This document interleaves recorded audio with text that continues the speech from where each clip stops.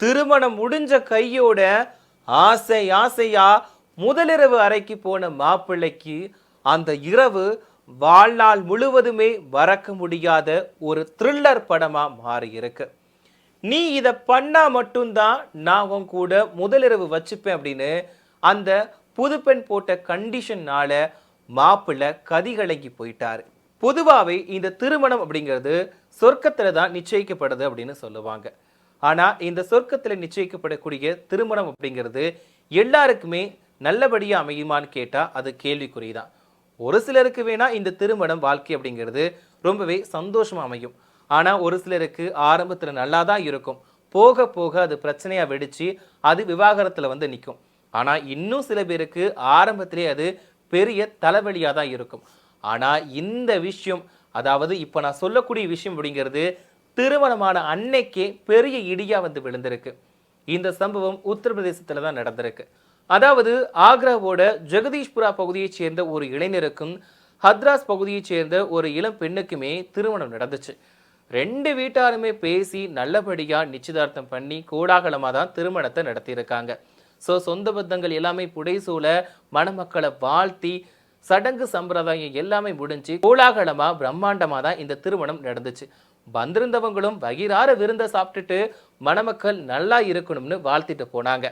திருமணம் முடிஞ்சு எல்லா வேலைகளும் முடிஞ்சதுக்கு அப்புறமா மாப்பிள்ளை வீட்டுக்காரங்க பொண்ணு அழைச்சிட்டு வீட்டுக்கு வந்துட்டாங்க. அங்க வந்து முதலிரவுக்கான ஏற்பாடுகளையுமே ரொம்பவே நல்லா பண்ணியிருக்காங்க. பொண்ணு வந்து முதலிரவு அறைக்குள்ள வெயிட் பண்ணிட்டு காத்துட்டு இருந்திருக்காங்க.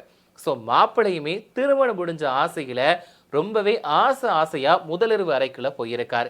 அங்க போயிட்டு பொண்ணுகிட்டையுமே பேச ஸ்டார்ட் பண்ணியிருக்காரு. இருந்தாலும் மாப்பிள்ளை வந்து எதிர்பார்த்த விஷயம், பொண்ணு நம்ம கிட்ட ஜாலியா இருப்பாங்க, நல்லா பேசுவாங்க அப்படின்னு தான் எதிர்பார்த்திருக்காரு. ஆனா பொண்ணு பாத்தீங்கன்னா திடீர்னு ஒரு குண்டை தூக்கி போட்டிருக்காங்க. இன்னைக்கு நமக்கு முதலிரவு தான், ஆனா நீ எனக்கு இதை பண்ணா மட்டும்தான் நான் உன் கூட உடலுறவு வச்சுப்பேன் அப்படின்னு ஒரு கண்டிஷன் போட்டிருக்காங்க. இதை மாப்பிள்ளை கொஞ்சம் கூடவே எதிர்பார்க்கல.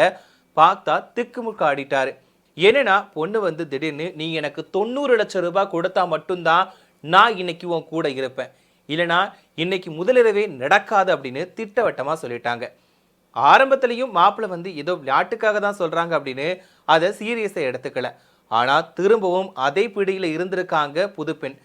என்ன பண்றது ஏது பண்றதுன்னு தெரியாம முழிச்ச மாப்பிள்ளையும் ஓடி போய் வீட்டுல பெற்றோர்கிட்ட சொல்லியிருக்காரு. உடனே அந்த மாப்பிள்ளை வீட்டுக்காரங்களும் வந்து, ஏமா இது விளையாடக்கூடிய டைமா, இது முதலிரவு நேரத்துல ஏமா இந்த மாதிரி பண்ற அப்படின்ற மாதிரி கேட்டிருக்காங்க. உடனே பொண்ணுமே, நான் இதுவும் ஃபேக்கா சொல்லல, நான் இதை உங்களை பிராங்க் பண்றதுக்காக சொல்லல, நான் உண்மையாவே இதை தான் சொல்றேன், எனக்கு 90 லட்சம் ரூபாய் தந்தா மட்டும்தான் நான் இன்னைக்கு உடலுறவு வச்சுப்பேன் அப்படின்னு எல்லார் முன்னாடியும் சொல்லியிருக்காங்க. இதை கொஞ்சம் கூட எதிர்பார்க்காத அந்த குடும்பத்தினர் கதி கலங்கி போயிட்டாங்க.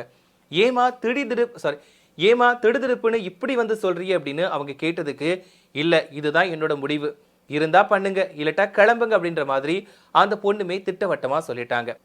கடைசியா என்ன சொல்லியிருக்காங்க அப்படின்னா, எனக்கு இந்த திருமணத்துல விருப்பமே கிடையாது, உங்ககிட்ட இருக்க பணத்துக்காக மட்டும்தான் நான் திருமணத்துக்கே சம்மதிச்சேன் அப்படின்னு அந்த பெண் பெரிய குண்டை தூக்கி போட்டிருக்காங்க.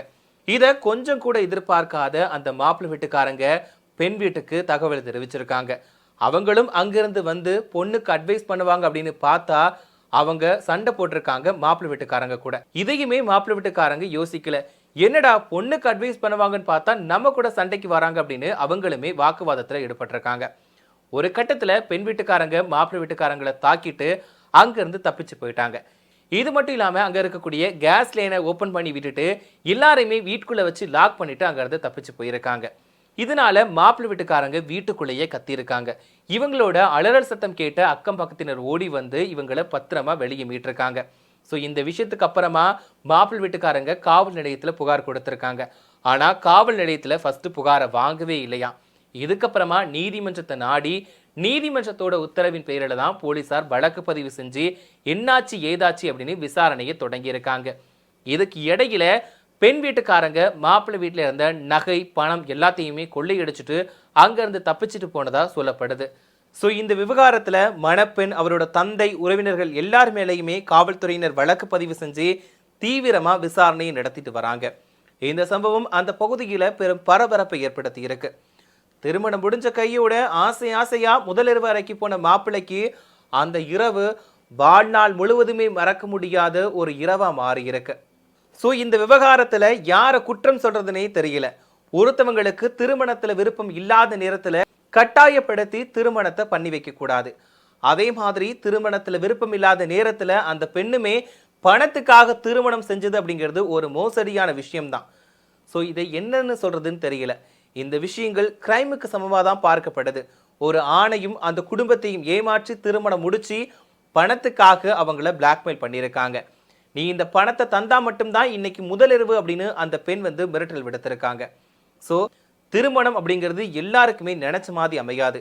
சில பேர் இருக்கிறது இருக்கட்டும், கிடைச்சது போதும் அப்படின்னு தான் திருமணத்தை செஞ்சுக்கிறாங்க. ஆனா அப்படிப்பட்ட திருமணங்களும் நிறைய பேருக்கு வந்து கை கூடாம போகுது. இந்த மாதிரி ஏமாற்றவங்களை என்ன பண்ணலாம்? நீங்க ஒருவேளை இந்த வழக்குல இந்த ஒரு பிரச்சனைக்கு தீர்ப்பு வழங்கணும் அப்படின்னா எந்த மாதிரியான தீர்ப்பு வழங்குவீங்க? அது மட்டும் இல்லாம அந்த பெண்ணுக்கு தண்டனை கொடுக்கணும்னா எந்த மாதிரியான தண்டனை கொடுப்பீங்க அப்படின்ற உங்களோட கருத்துக்களை மறக்காம கமெண்ட்ல சொல்லுங்க. சோ இதே மாதிரி ஒரு வினோத சம்பவம் உங்க ஏரியாவில் நடந்திருந்துச்சா அப்படிங்கிறதையும் மறக்காம கமெண்ட்ல சொல்லுங்க.